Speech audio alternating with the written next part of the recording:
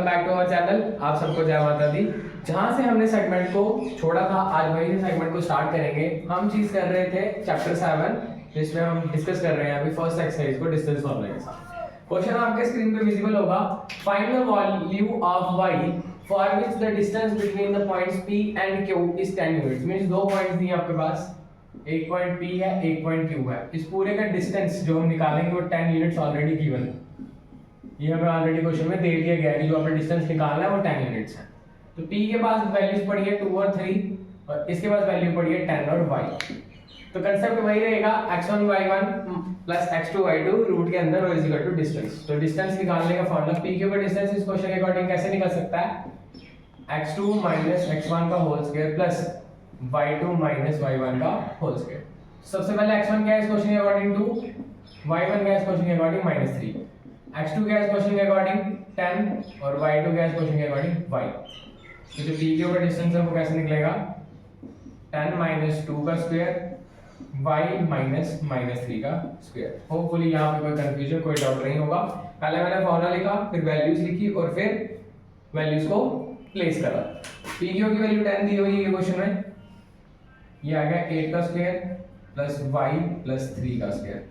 इन दोनों को आप प्लस नहीं कर सकते क्योंकि एक अल्फाबेट है और एक नंबर है। तो ये हमें एक आइडेंटिटी दे रहा है a प्लस b का होल स्क्वायर, जो हमने प्रीवियस क्लासेस में पढ़ी होती है। a प्लस b का होल स्क्वायर कैसे बोलता है, a square plus b square plus 2ab।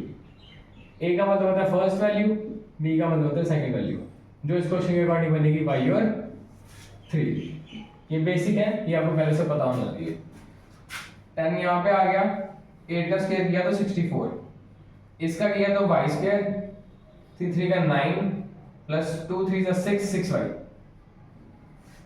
तो अगर हम इसको आगे फर्दर एक्सपेंड करते हैं क्वेश्चन को, 10 यहाँ से आ जाएगा is equal to under root 9 और 7 हो जाएगा, 9 और 64 हो जाएंगे 73 plus y square plus 6y। Root को इस तरफ ट्रांसफर करेंगे, ये बनेगा 10 का square is equal to 73 plus y square plus 6y। ये बन जाएगा 100 is equal to 73 plus y square plus 6y।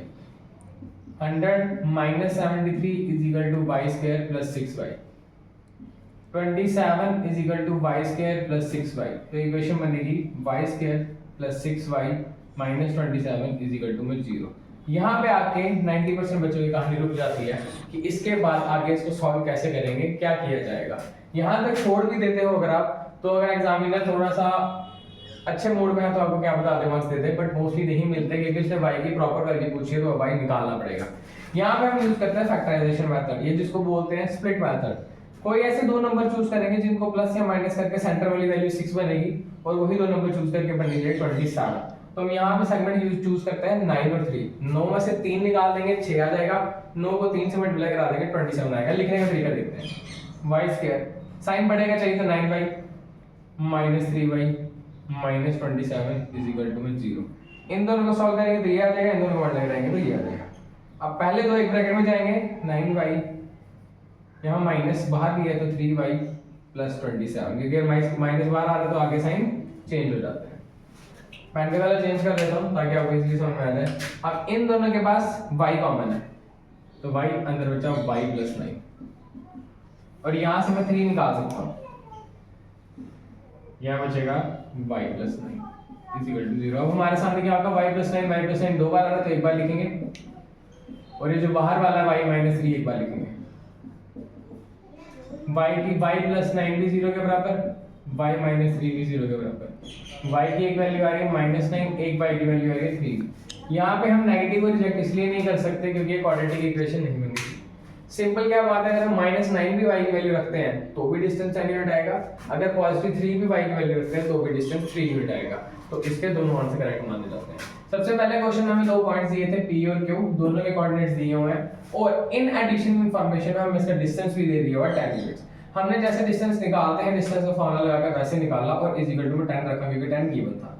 यहाँ तक कहानी ठीक थी। यहाँ पे एक नई चीज इंट्रोड्यूस हुई है, आइडेंटिटी बना गया। हमने आइडेंटिटी को ब्रेक डाउन किया a square plus b square plus 2ab में, उसके बाद नंबर्स को शिफ्ट किया, हमारे पास एक इक्वेशन बन के आ गई y square plus 6y minus 27।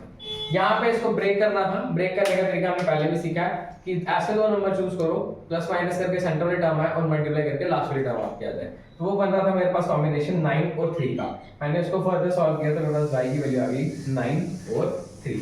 ये था आपके बुक का क्वेश्चन नंबर 8, जो एग्जामिनर का फेवरेट क्वेश्चन है आपकी नॉलेज टेस्ट करने के लिए, आपके साइन लैंग्वेज को टेस्ट करने के लिए और आपकी चीजों को कॉम्प्लिकेशन से बाहर निकालने की एबिलिटी को टेस्ट करने का। तो चलिए फ्रेंड्स मूव करते हैं क्वेश्चन नंबर 9 की तरफ, जिसमें लिखा है इफ Q के पॉइंट है 0 और 1 is equi distance from P और माइनस 5, P में है 5 और -3, R में है x और 6, find the value of x। अब सबसे पहले कंसेप्ट आता है इक्वी डिस्टेंस का। इक्वी डिस्टेंस का सबसे पहला वर्ड है इक्वी। इक्वी मतलब बराबर, मतलब जो भी पॉइंट है इक्वी डिस्टेंस वो सेंटर में बैठा हुआ, मतलब अगर 3 पॉइंट्स हैं हमारे पास जिसके साथ इक्वी डिस्टेंस है वो हमें सेंटर में बिठाना है। इक्वी डिस्टेंस वाला कौन है यहाँ पे? Q।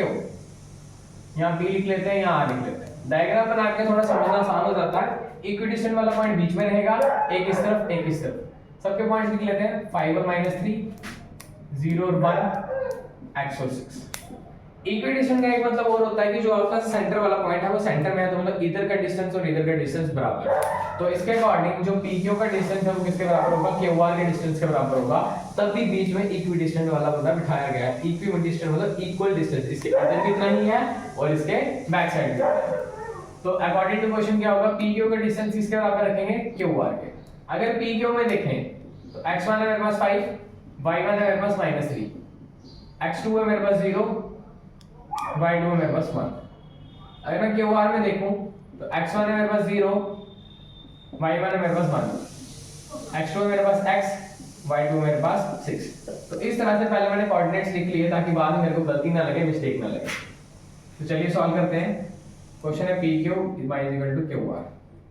इसका फॉर्मूला एक तरफ x2 - x1 का whole square plus y2 - y1 का होल स्क्वायर। इसका डिस्टेंस है एक तरफ x2 - x1 का whole square plus y2 - y1 का होल स्क्वायर। पॉइंट्स का ध्यान रखना है, इधर की चीज उधर नहीं जानी चाहिए। PQ की वैल्यू इस सेगमेंट से उठाने हैं, x2 क्या 0 -5 का स्क्वायर प्लस 1 -3 का स्क्वायर। इसकी वैल्यू में क्या है? x - 0 का स्क्वायर 6 - 1 का स्क्वायर। होपफुली यहाँ पे सबको समझ में आ गया होगा। इक्विडिस्टेंस का मतलब आपके जो दोनों पार्ट्स हैं वो आपस में बराबर हैं, तो मतलब दोनों का डिस्टेंस इक्वल होगा। एक तरफ एक का डिस्टेंस चलाएंगे, दूसरी तरफ दूसरी का डिस्टेंस चलाएंगे। ये बनेगा -5 का स्क्वायर, ये बनेगा 1 + 3 का स्क्वायर, ये बनेगा खाली x का स्क्वायर, ये बनेगा 6 में से 1 कटा तो 5 का स्क्वायर। ये वैल्यू बन जाएगी 25 और ये वैल्यू बनेगी 4 का स्क्वायर 16। ये वैल्यू बन जाएगी x का स्क्वायर, ये वैल्यू बन जाएगी 25। होपफुली यहाँ तक कोई कंफ्यूजन कोई डाउट किसी को नहीं है। ये वैल्यू बन जाएगी √41 और ये वैल्यू बन जाएगी x² + 25। रूट दोनों के पास है तो डिडक्ट कर लीजिए। 41 = x² + 25। 41 - 25 = x²।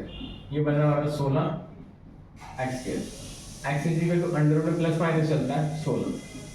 x की वैल्यू आ जाएगी 4 का whole square cancel plus minus r। x की वैल्यू यहाँ पे 4 है, यहाँ पे -4। तो इस तरह से आप इक्विडिस्टेंस वाला क्वेश्चन भी सॉल्व कर सकते हैं काफी इजी तरीके से।